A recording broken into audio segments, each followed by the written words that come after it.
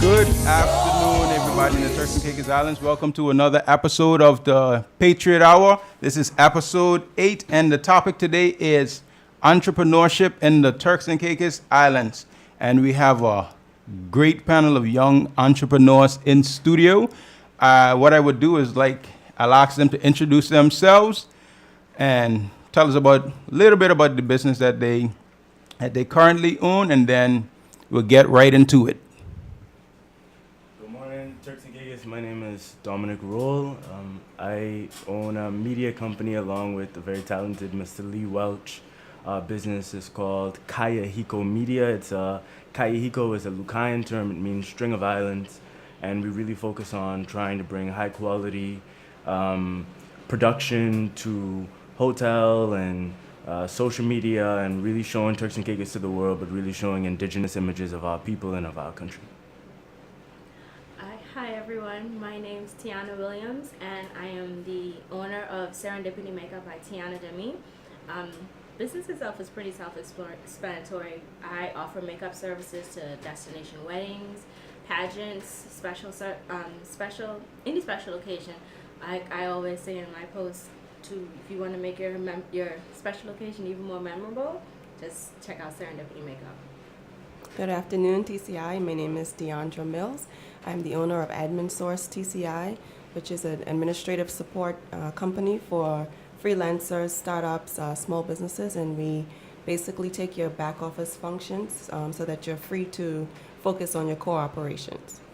Okay, great. We have all young Turks and Caicos Islanders in here, so let's get right to the question to the panel. Why did you become an entrepreneur? Straight off. Well, we were discussing this before it started, and we drew a blank because it's I never really thought of being an entrepreneur. It just happened by chance. For me, particularly being in finance and having an administrative background, I was always called upon from friends and family to help them out with certain things. And it wasn't until after I got involved with the Young Corporate Alliance and noticed that there are a lot of small businesses that are popping up nowadays. I figured I could use my talents to help small businesses, take a lot of that back office stuff from out of their agenda and outsource it to someone so that they are free to focus on what they do best. So it just happened that I saw an opportunity and I decided to capitalize on it. My answer would pretty much be the same. Like she said, we were talking about it, and the only thing that I could come up with is I just wanted to do makeup.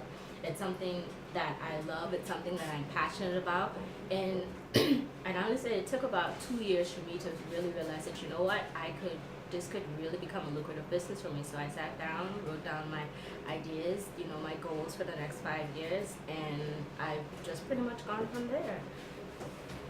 I feel the same way in a sense of I even still find it kind of crazy that what happened just to be a passion that had no commercial incentive has snowballed into a company that is growing and is demanding. But I think all three of us are professionals and we all have our careers. I wouldn't even say jobs, because a job is something that you deign to do. I really love what it is that I do. I studied law. I work at Michigan Stanberg. And in terms of entrepreneurship and becoming an entrepreneur, like Diandra and like Tianna said, it's really something that just happens. The gap sort of opens in the market for your particular gift and your particular talent, and it's a matter of you saying, okay, I see the opportunity and I'm going to seize it. And that's really what happened. So for persons out there who are listening and who haven't started businesses as yet, how did you, meaning the panel, find the process of starting your own company in the TCI?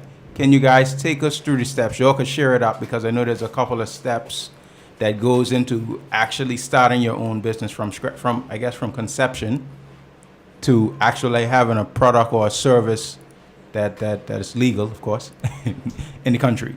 Well, maybe I'll say, I think Tianna would probably be the best person to say what the sort of legitimate. Given her other career. Right? Right. Given her other career, given her a predominant, right? About the legitimate way to establish a business and register and all of those things, which we do, right? But I think that forming a company, forming a partnership, developing a business, it really starts with passion. Entrepreneurship starts with passion. Because it's so different from a job in the sense of there's nobody there to tell you what to do.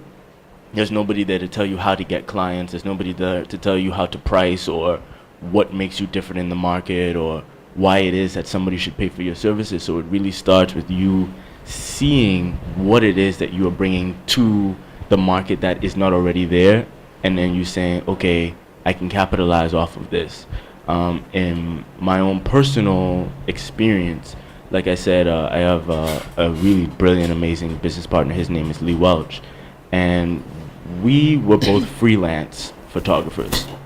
You know, we both were very creative, and we just used to do photography as a hobby. And people started calling us and say, oh, can you come and do this, or can you do that? And we would keep on bumping into each other in events. And it just got to a certain point where we were like, you know what, we love to do this. People are calling us, and you know, sometimes what would happen was that we knew that we were good. I think that's another thing before you even get to registering your business name and getting a business license. It's like you have to know that you have a product that people want. And I think we got to a point where we were like, wow, we really have something that people are responding positively to. And maybe we shouldn't just be doing this for, you know, $50. Maybe we should actually get serious about it and do it. So it's that sense of like experience out there. I'm sure Tianna did makeup many years before she was like, I'm going to have a company. Diandra, in my experience, like she said, her company has come out of experience with the Young Corporate Alliance. Didi, she came to us and she worked with us, and what it is that she's doing, she did it brilliantly for nothing, not for pay, you know, because that was something she was passionate about, and it was something that she saw the opportunity to do. So I would just say, you know, if you're a young person who's thinking about being an entrepreneur and having a business, explore your talents, explore your gifts, build on knowing what it is that you have to offer, and then, you know, Tianna will guide you through that process. Now to the nuts and bolts. And then, because he's saying this because every time I go to a Young Corporate Alliance meeting, I said, it's all fine and dandy, but you have to come and register your business name at the Financial Services Commission, then get your business license from Revenue Control. To the steps of it to being an entrepreneur, at least for me, like you said, I've been doing makeup for quite some time. And my first, I guess you can say... Makeup is on point today. So they know. She's silently advertising. Thank you. My first break, I would say, would have been with your brother, actually, Courtney Robinson, and I worked with him with TCI Top Model, and he also gave me the opportunity to work with him, and I got my from that I did a cover for Times of the Island, and it just kind of built and it grew from there. The other thing that I think a lot of people don't realize, I mean, you hear it all the time, but with being an entrepreneur, one of the things that you're going to experience is you're going to make some mistakes, and things are not going to always work out the way that you want it to, but you have to be able to build from that. You understand? You have to be able to move past that and be like, okay, well, maybe, you know, I shouldn't use that foundation anymore, so I should try this. But yeah, it really is all about trial and error.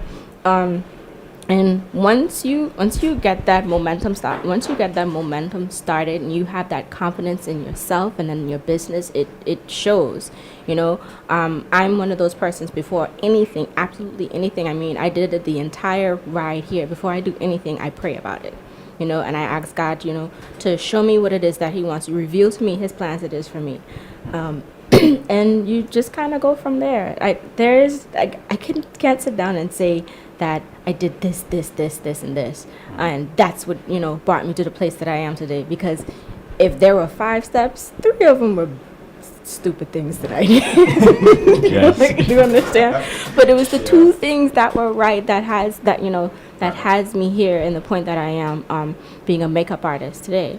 So I'll let Didi. So like, Go ahead. So like essentially, so I guess 'cause like I'm a small business owner myself, but no, sorry, a business owner because I ain't give it no size. It is what it is now, but yeah. So basically, gotta register your business at FSC, get your business license, and go from there. More or less is the basic steps.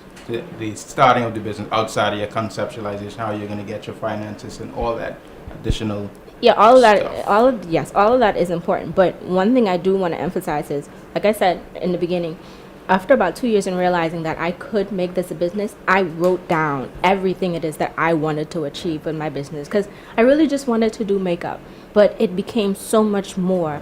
Like, I want to reach out to the community. I want women to feel, overall, my goal with Serendipity is not to be the best makeup artist there is. I do want to be top 3. Top But notch, top notch. but I want the women of the Turks and Caicos Islands to be comfortable with wearing makeup and not to be ashamed of wearing makeup. Like, I thank you for the compliment that you gave me earlier for my makeup, and it's something that I posted a while ago. There's like, you never look like you have on anything. I don't, but trust me, there's about 25 products worth of makeup on my face as we speak. But my goal is for me to not look like that I have on anything. But not to digress, what I really think that we do need to do is sit down as entrepreneurs before there's so many opportunities out there for you, but you need to sit down and say what it is that I want to do with my business and what is the ultimate goal that I'm trying to achieve. And you also need to realize is that even though in 2015 this might have been your goal, it may evolve into something else.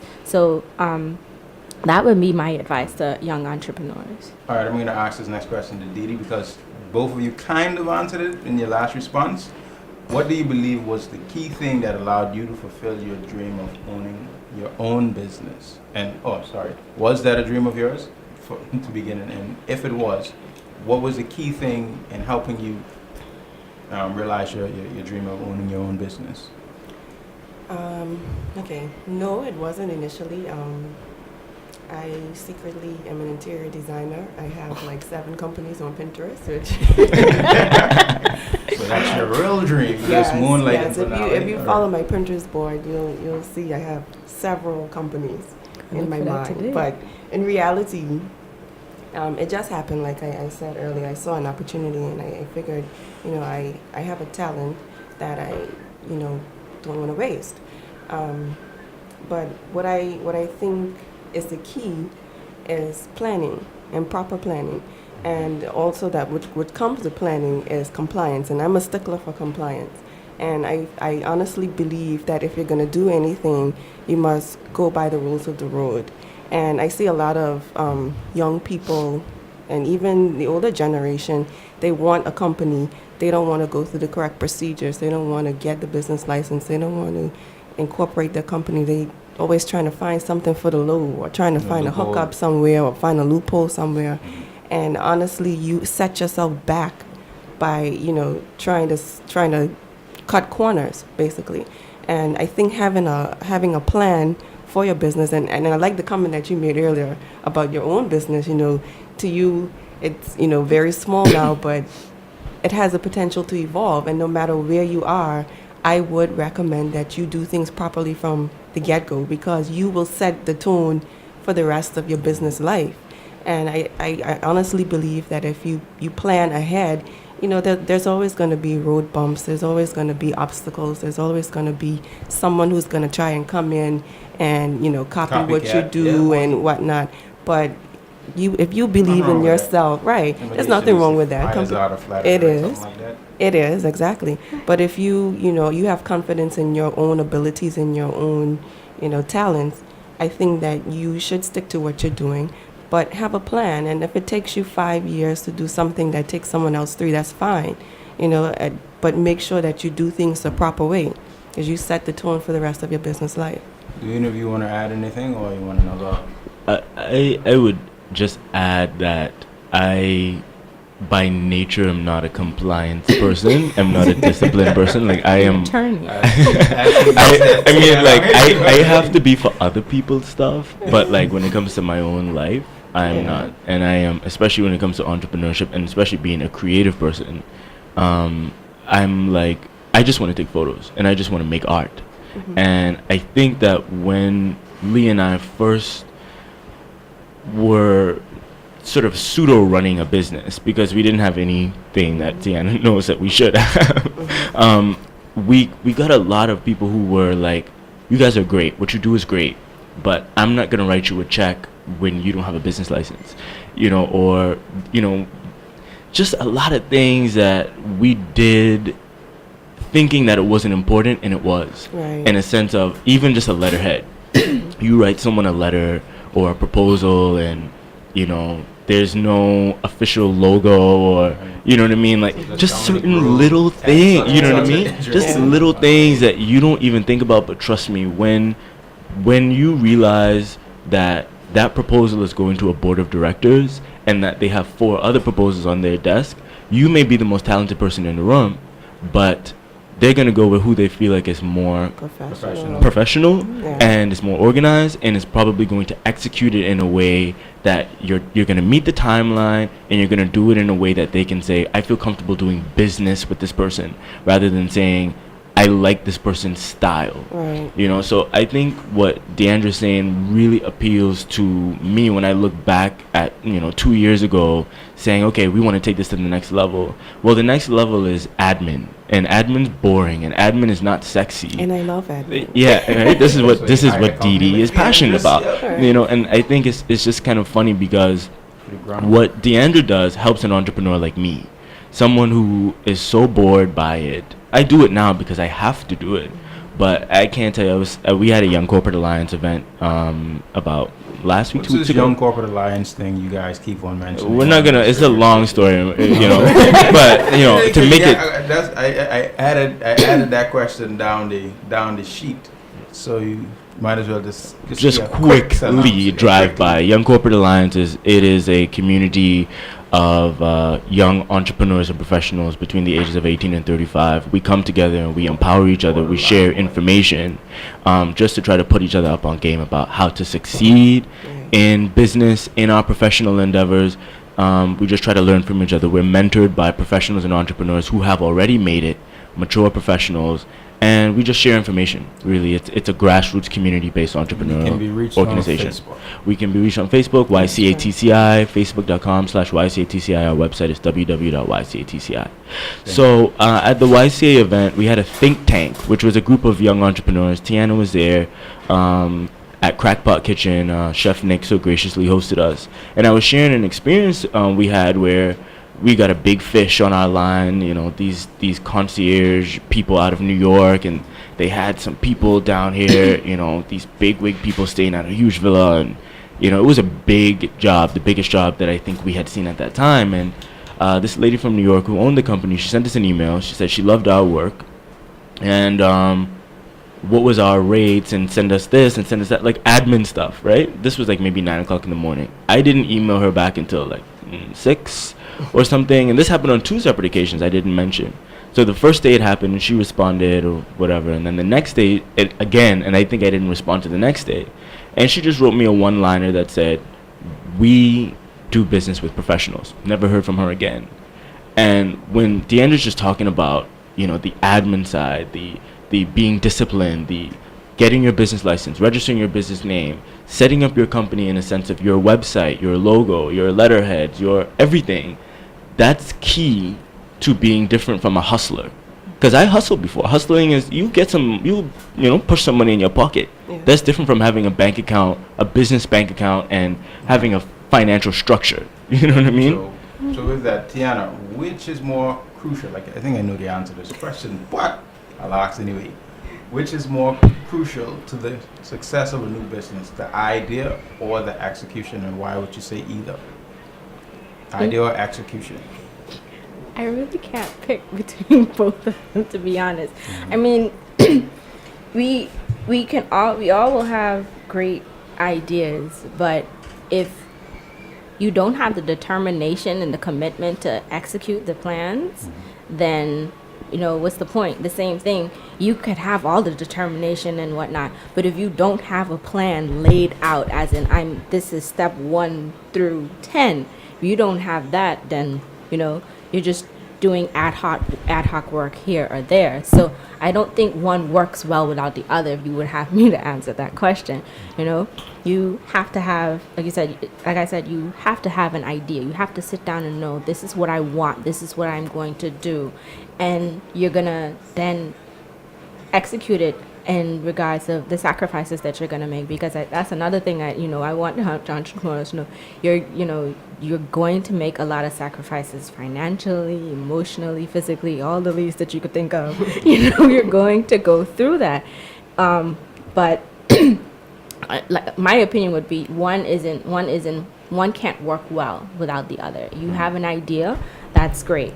Now you have to be able to execute it, because too many times I would see people say, for example, in my business, I love the fact that every time in the past 5 years, it's gone from maybe say 5 makeup artists to there's at least at least what I know of, at least 10 to 15 of us that are here.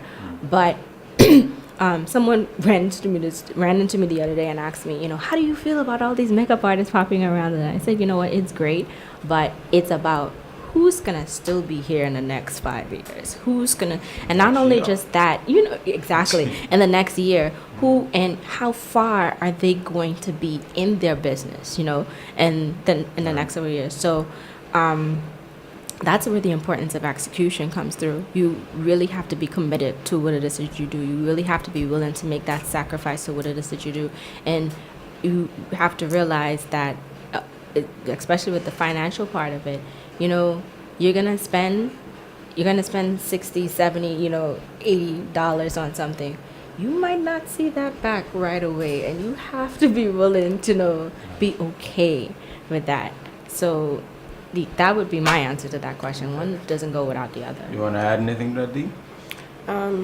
Yeah, just a little piece. So some.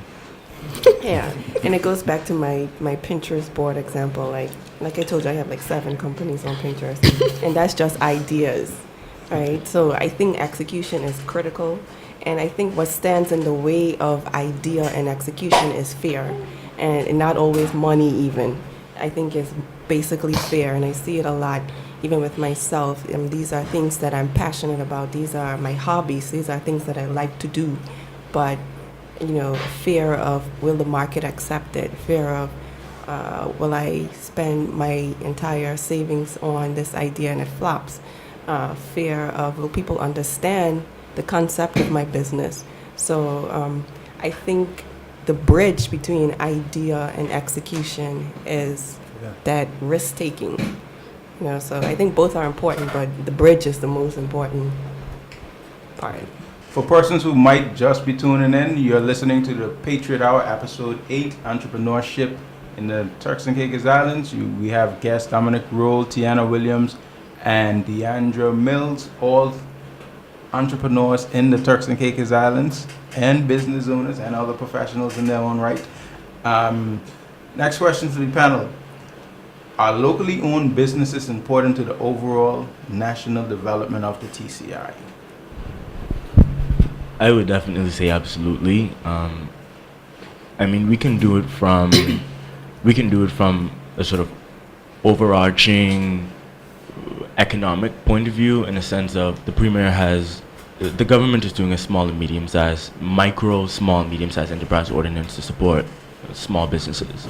And I talked to the premier the other day, and he was saying that if we had 50 small businesses in this country that employed 5 people each, I'm terrible at maths, but that's a good amount of people to employ, 250, right? But when I think about what it is that Lee and I do, our company is called Kaihiko Media. Again, I say Kaihiko is a Lucayan term for string of islands, and we focus on media that is the best of the best in terms of production, but it is local in terms of its perspective. Is our business important in terms of the development of this country? I think absolutely, because when you get to the level of media production that we are at, there's, I would say, one other local company, and they're brilliant, and I love them. I love those guys. Spotlight Communications, they're awesome.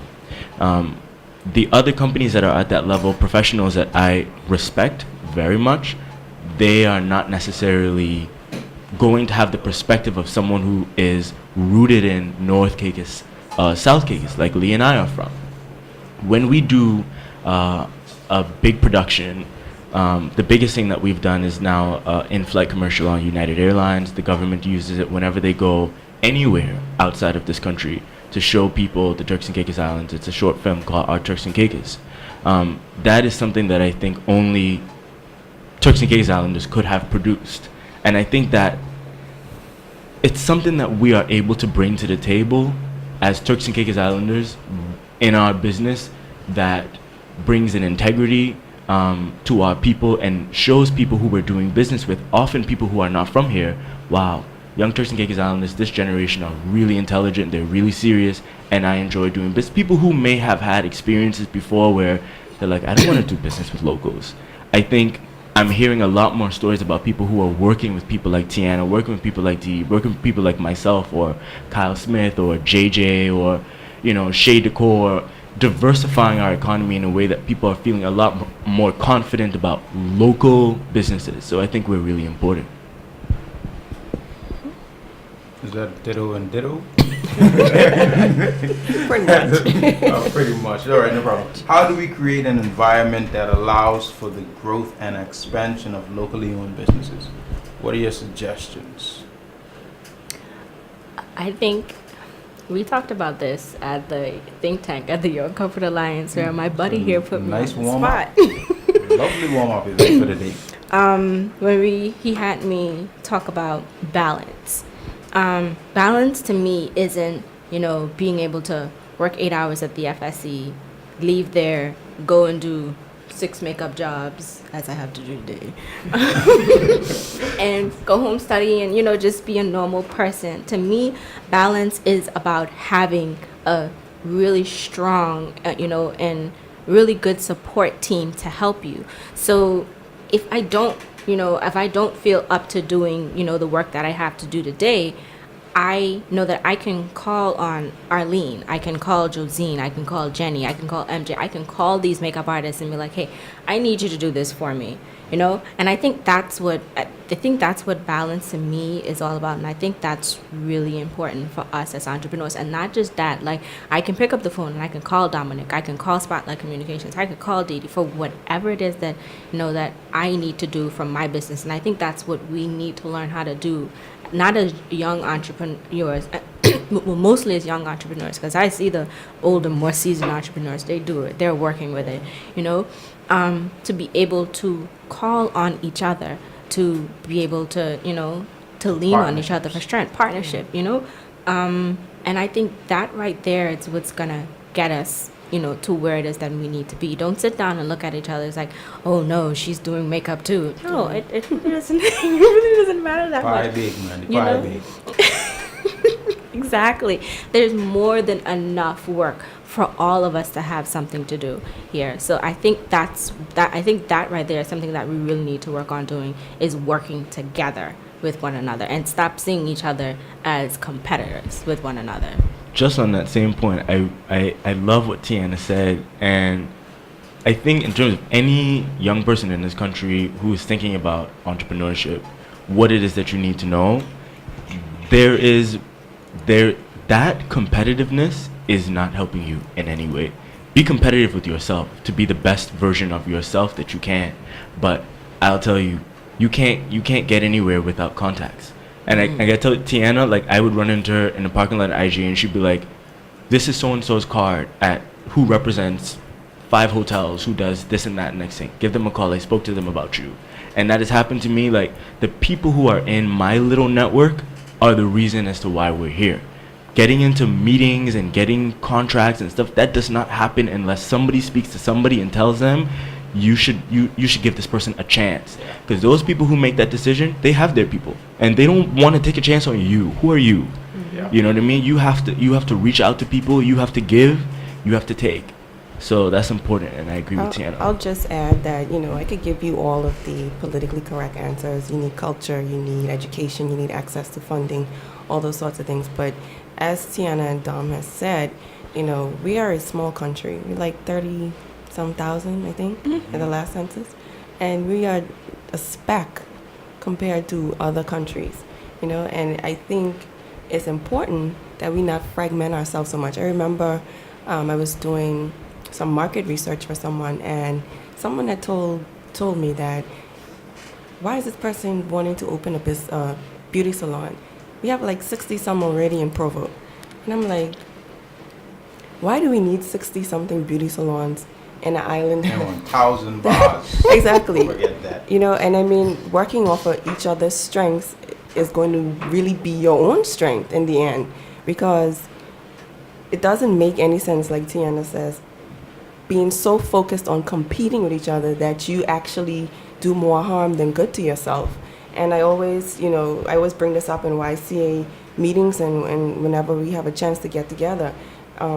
If I own a shoe store and you own a bag store, there's no reason why we cannot share a space and work off of each other's customers. I'm not going to steal your customers. They're looking for shoes.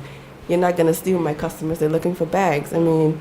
Or they might need both. They So might it's need easier both, not to go exactly. round and round. Exactly, but I mean, we really need to break this mentality of, I'm fending for myself, you fend for yourself. It's not going to work. We're too small for that. Yeah, just to add my couple cents, even though I'm the host, add my 2 cents about this. I think and you mentioned it to some extent, Diandra, we need to look at how do we create more complementary businesses to what exists. That's how you diversify your product. Right.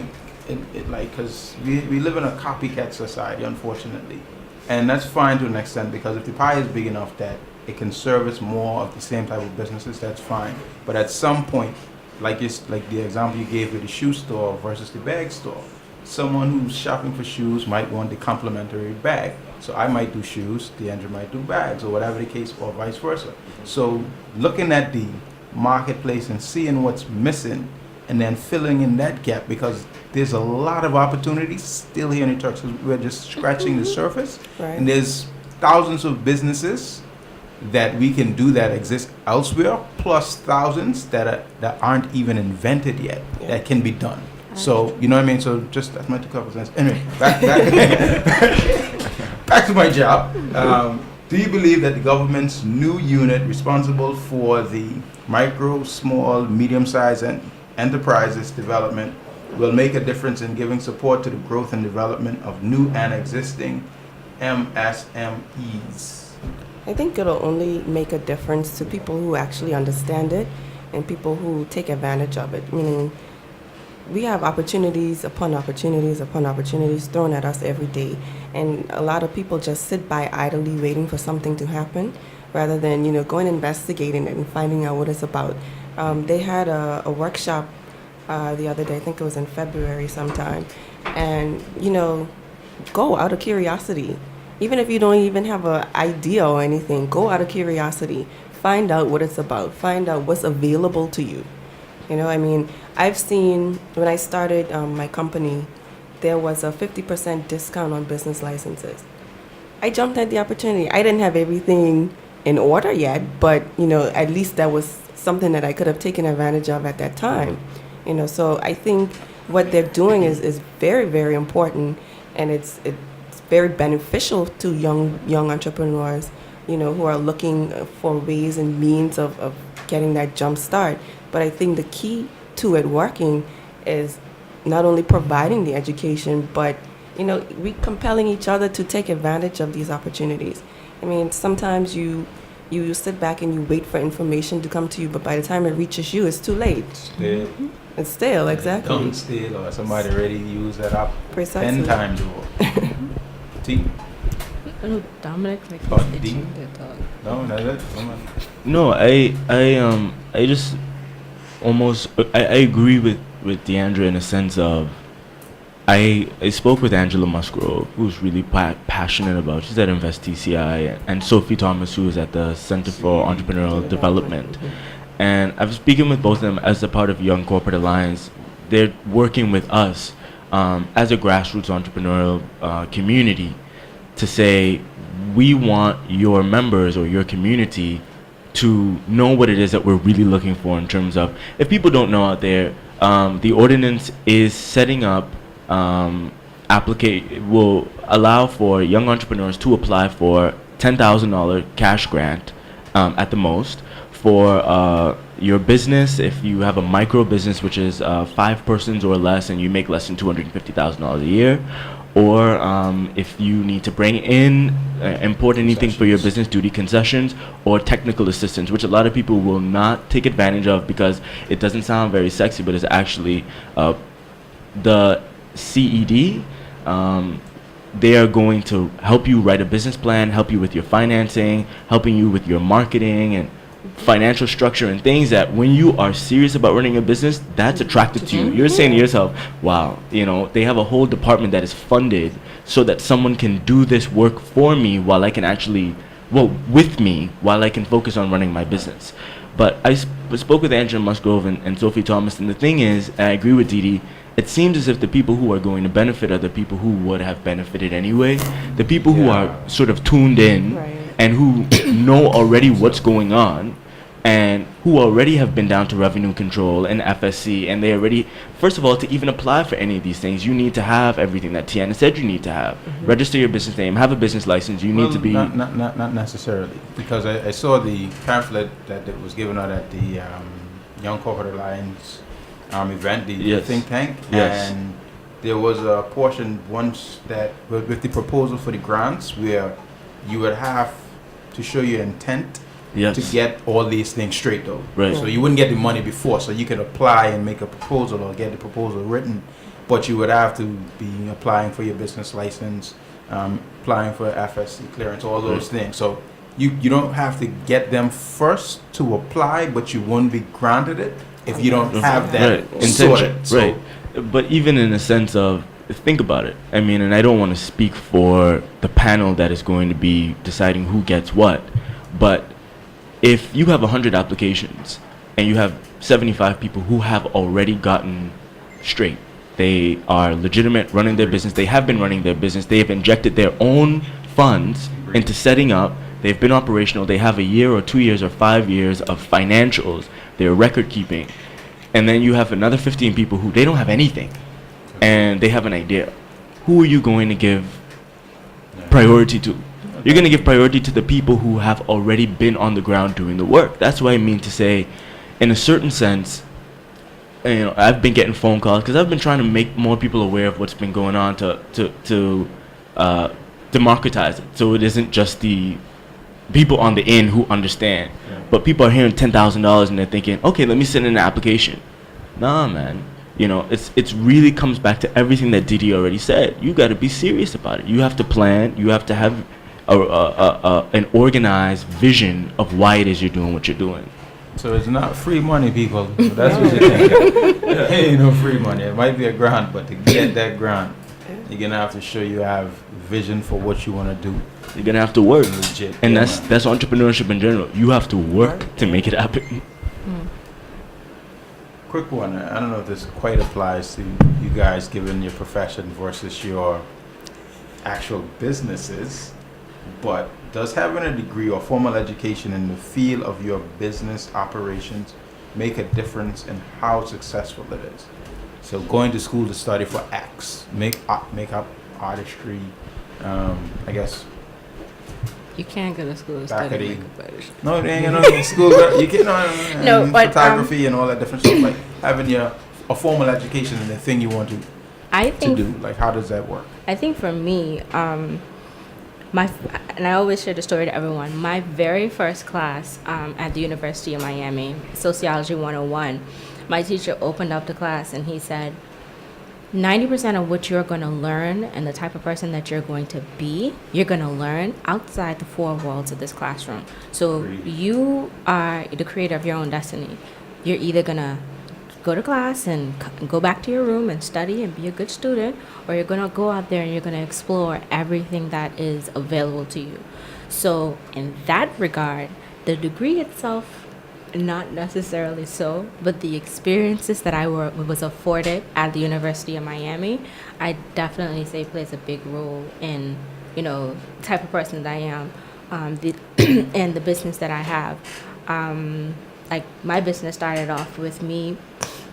My business started off with me being in Miss Turks and Caicos, and I did not like how they did my makeup. So it went from, okay, I bought all this makeup for the pageant, and I started doing my own makeup. My friends saw the talent in me, so they got me a 3-day course in makeup. That led to being a 16-week course in makeup.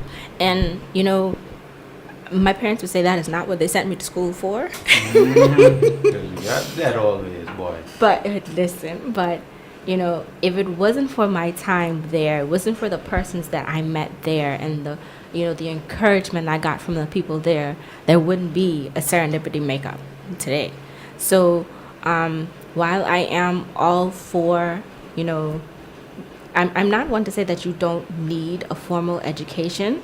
And, you know, that piece of paper, everyone said, you know, that piece of paper does take you a long way at the end of the day. But I think the experiences that you have when you're earning that piece of paper, as long as you're not stuck inside your room studying all day, that right there, you know, creating the person that you are, that right there is what, that was the most important thing to me in college. You know, being around the different types of people that I got to be around, learning about, you know, new and different cultures, because I really was a fish out of water. All my classmates went to school in the UK. I was the only person in, you know, in the US by myself. And, you know, There's upside to that. yeah. And I got to meet a lot of people that I don't think I would have met had I gone to school in the United Kingdom. So that would be my liberal interpretation of, yeah, the piece of paper is okay, but, you know, it's the experiences that lead up to that piece of paper that I think are, to me at least, the most important. I'll just add to that college is basically getting through it. You just gotta get through it. It's true. It's true. You just gotta get through it. And I say that because, to tell you the truth, I did my undergrad in finance, my master's in accounting and financial management. And if you ask me, I remember the names of certain theories, Modigliani and Miller and modern portfolio and this and that, but, you know, I didn't really understand what it meant until I got into the environment, right? So while college is important, I think it's important in teaching you how to think. But you still need a formal education, and especially if you're in a very technical field. I wouldn't want someone building my house who's just basically watch someone else do it. You know, I would think that you would need some sort of formal training in doing it. But I think the most important part about it is that college teaches you how to think and how to be disciplined, because you have deadlines that you have to meet. You have other people counting on you in group projects that, you know, you need to get accomplished and whatnot. So a formal education does have its benefits, but I don't want to discount experience either. Because majority of what I learned, 99.8% of what I know has been on the job, right? And I accredit that to the experiences, like Tianna said, the experiences that I've had over the last few years, you know, working in and out. In my particular career, especially in investments, you know, it's more about learning as you go rather than relying on what did modern portfolio theory teach me when I was in college 10 years ago. So, everybody listening, college is good still. They still saying college is good, but the main objective is to learn the way to think, critical thinking. Right. That's what should come out of college, as a critical thinker, because jobs are just that, jobs, and they have specific requirements for any particular job you're on. Question to the panel. Now, this one I believe a lot of persons, you're all career persons outside of the businesses you do. How do you know, or what type of advice would you give persons in similar positions who are looking at, okay, well, I have my job, which gives me X amount of income. My business gives me Y amount of income. When should I turn my full attention to my business or make that jump to that transition and be your own boss versus working for somebody plus doing your thing on the side? Because, you know, they say about serving two masters kind of thing. Like at what point, what do you advise someone on how to look at that decision? Because I think there's a lot of persons who kind of do both, and kind of always get stuck right there, so it kind of limits the growth of your business because of the other obligations? Mm-hmm. Give some feedback on that, given that you guys are in this position kind of now fresh. I think that I view it in a balanced way because I've done both. I have done, and I almost want to say in 3 different ways.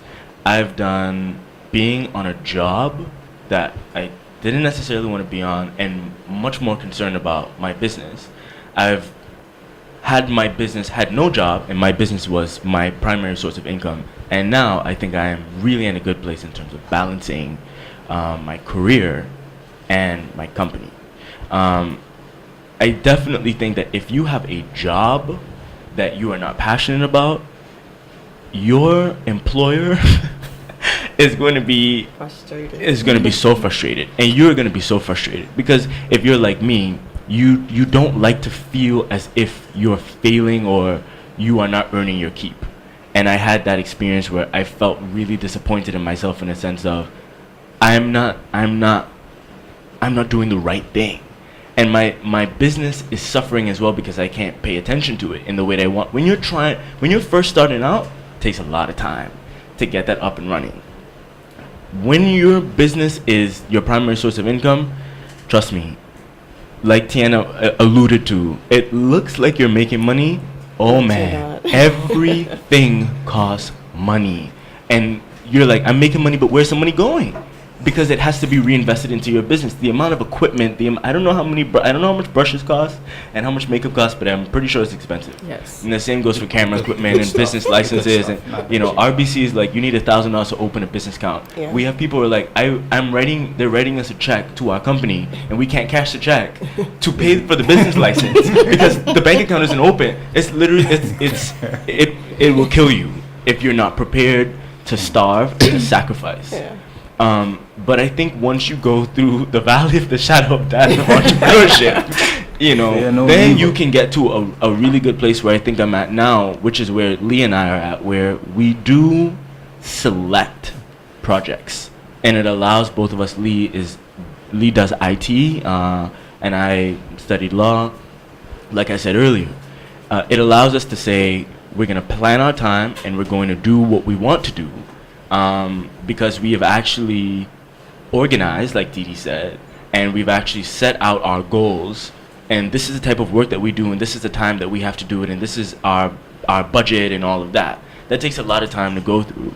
All I can really say about balancing career and balancing business is that it's trial and error for everybody as an individual, and it's very, very hard, and you just got to stick through it and persevere. That's... Yeah. I always look at our friend Crystal Charles. Like, I told her the other day, girl, you are so amazing and fearless.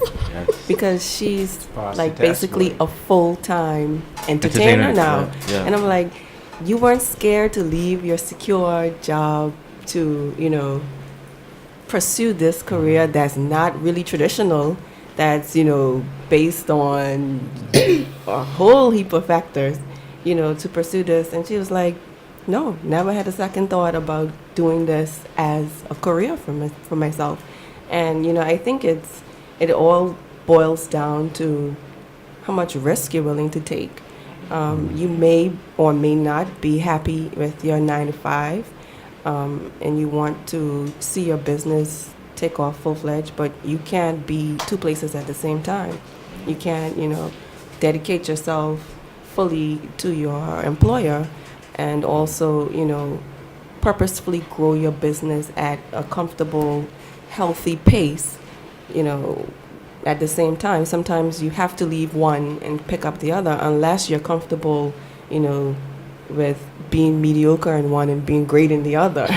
And then most times that's just what happens, Something always gets the better of you and something always, gets the less of you. So what are some of the biggest challenges that you face as entrepreneurs in the TCI? Biggest challenges. And you don't got to give PC answers either. Breaking into the industry. I know most people think, oh, it's just makeup. It really isn't just makeup. The wedding industry here in the Turks and Caicos is huge. When I sit down and I tell people, the amount of weddings that I work on in the year, when I say, well, I can't, like right now, I literally cannot leave the island until June. And I mean the end of June. I have one free weekend, and that's my birthday weekend. That's because I have committed myself to, weddings, different events and whatnot. And trust me, that is not me complaining at all. But the amount of work that I had to get myself in the position that I am right now, it was tough, and it still is tough. And I still, and me within myself, I still haven't gotten to where it is that I want to be. I haven't gotten, the parrot keys and the almanaras the way that I want them to. And trust me, when I do, the FSC, I feel 1 month notice. But it was really, really hard trying to get people to be confident, in me. And I, like I said in the beginning of the show, I thank the opportunity that Courtney allowed me, because from there I met other photographers, and I met, I met other business owners, even the business that you talked about earlier, Spotlight Communications, the persons that I've met through working with Andre and Reno, has progressed and pushed me and my business to where it is that you want to go. But it's really, really hard. I'm not going to lie to you. It's really, really hard, doing what it is that I do. And it's not even a fraction of what makeup artists, like I look at there are, a few makeup artists on the island, that's all that they do. And, my dream is to do that. My dream is to be a makeup artist and that to be my sole source of income. And so that's why I push. That's why, portion of my FSC salary is dedicated to me buying things for my business. Mm-hmm. I'm willing to make those sacrifices. But one of the big things about getting yourself into the industry, getting yourself to a place where people are comfortable with coming to you, because like, Dom said, they have their people. They know who they want to work with. They don't need us, and you have to respect time. I tell people this time and time again, especially when it comes to makeup appointments. I try to show up at least 15 minutes before my makeup appointment, and I have things allotted to certain things, because I am busy. I do have back-to-back appointments, and you'll have something for 10 o'clock, and they don't show up till 10:30. Sweet boo. Listen, you can get what 15 minutes can get you, because I have to go to my next client. I'm not going to disadvantage the next person because of you. And, that's the thing I think we as Turks and Caicos Islanders need to respect. We need to learn how to respect time. We need not to say if something starts at 8 o'clock, you be there for 8 o'clock. No, you need to be there from 7:45. Well, I must say everybody came here 12, 15 minutes before time, so they respected the TCI Patriots our time. So you all do that to everybody else's time. Continue, sorry. No, but there's like that was my biggest hurdle, and it still is. I do have a wonderful working relationship with most of the photography companies and most of the wedding planners on, but I want more. I want to be I want them to not only just to know me, but for me to be the first person that they call when they need makeup for a wedding, for branding shoots, for whatever it is. That's what I'm working towards. But I won't lie, it's hard. It really is hard. You have to be determined. You have to have strength. You have to make sacrifices, but it really has to be something that you want to do, because it's gonna show. If you're not passionate about it, and you can drop that. You ain't gonna continue to do it. I mean, I was telling the girls I was telling them at the Young Corporate Alliance thing, my brush belt weighs 7 pounds, and before I go on my jobs, I walk around with icy hot patches. I am 31 years old, and icy hot is my best friend. It really shouldn't be that way. but I know I'm doing, I know what it is that I'm working towards. So that would be my advice. It's not easy. It really and truly isn't easy. It isn't as glamorous as people think it is. You have to be willing to work hard. You have to be willing to sacrifice to get what you want, to get to where it is that you want to do. And not only that, once you get there, you got to still be able to work, because day in, day out, there's people, there's other people that's coming behind you. Yes, you want to pull them up and bring them up with you, but you also want to be able to still be the go-to person. Hold your own. For person. Yeah, you still want to be able to hold your own, I love all, the makeup artists that are out there, but my goal is for everybody to know what #KingBeat is all about. And that's what I'm, constantly, every day of my life, even sitting here with my face done, because that's a question I get all the time. Why do you wake up and do your face every morning? I can't tell people I do makeup, and I don't even have on lip gloss or something. So Especially in TCI. Yes. So yeah, that would be my 2 cents. Like, it's not easy. It's a lot of work, and it's continuous work. Other challenges?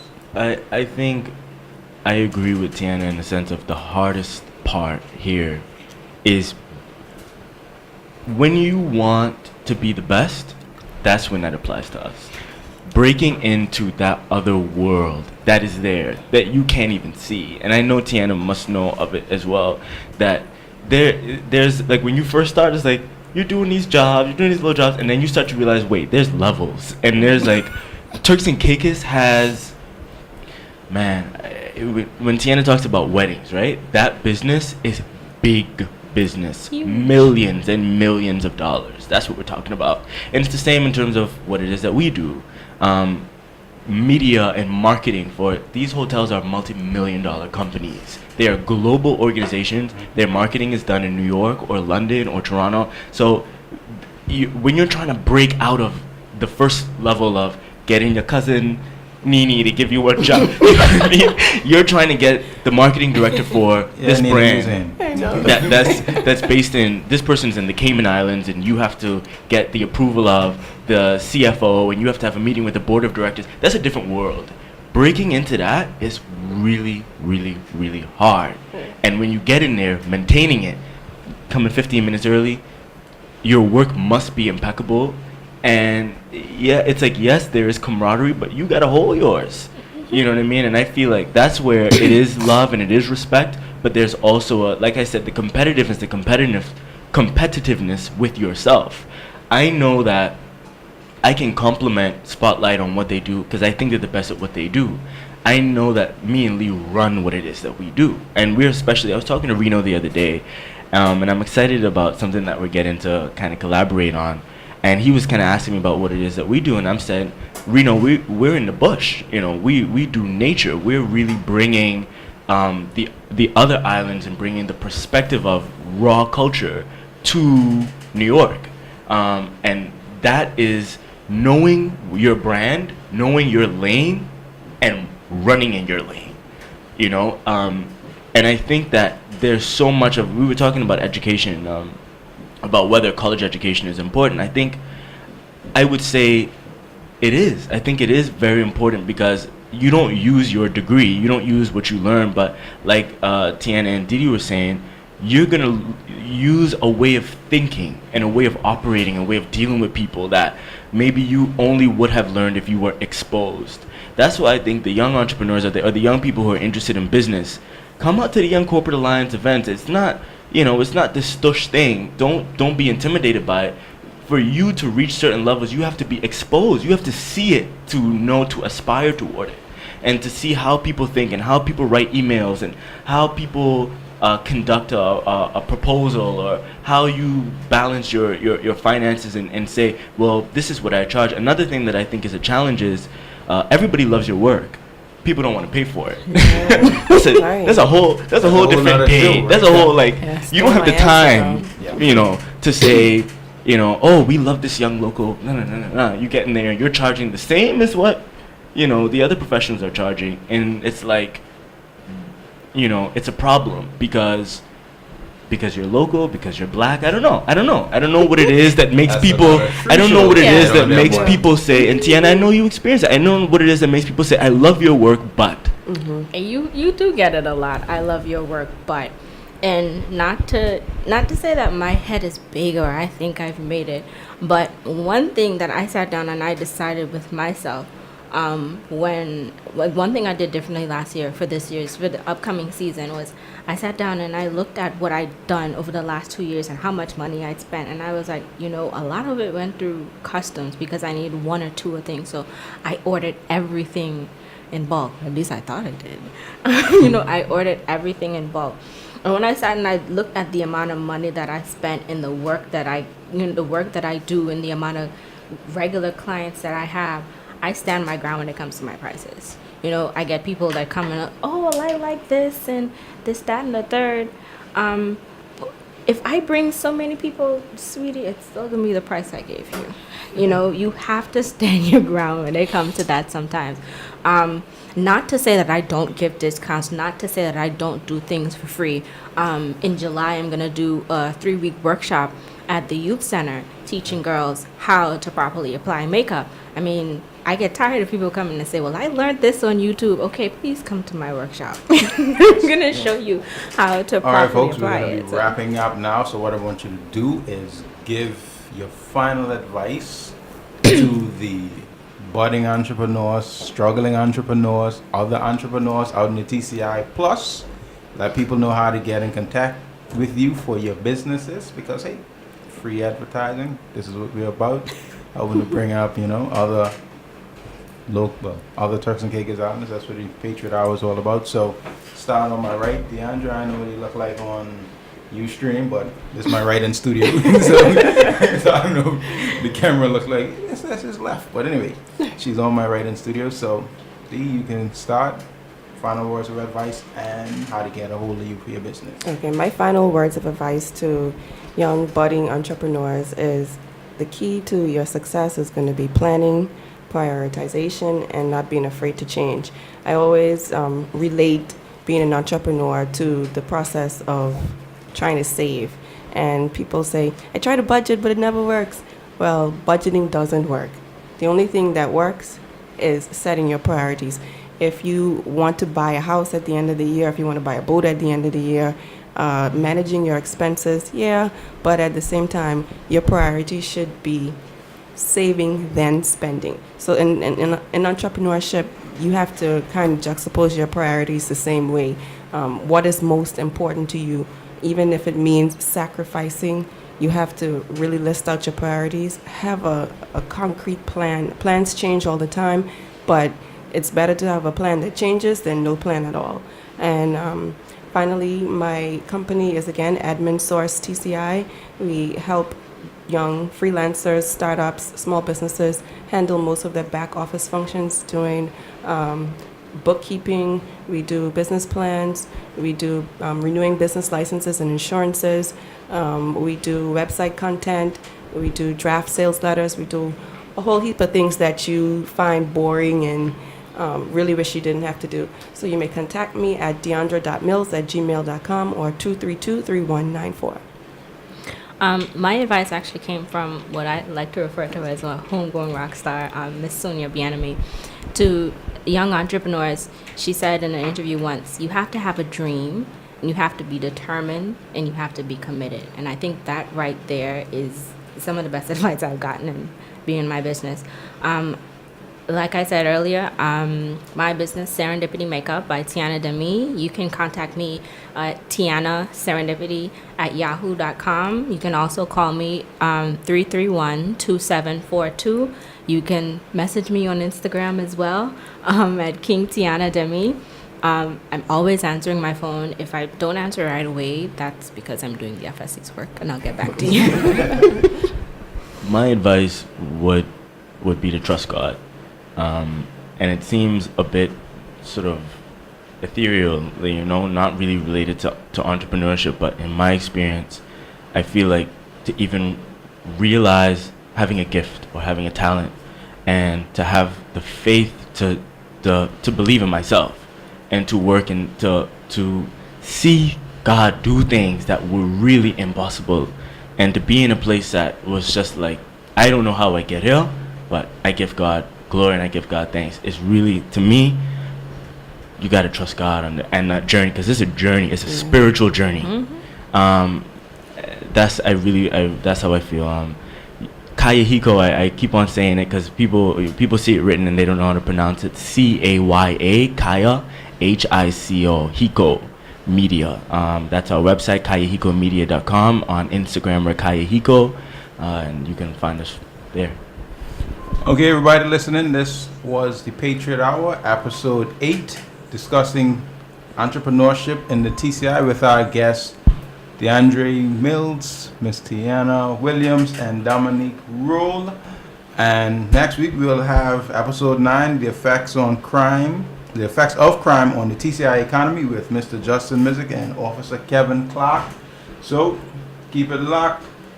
You'll have DJ Afro in the building for the next, I guess, 3 or 4 hours, or even longer than that. So until next time, this is the TCI Patriot Hour. Have a great afternoon. All for to show.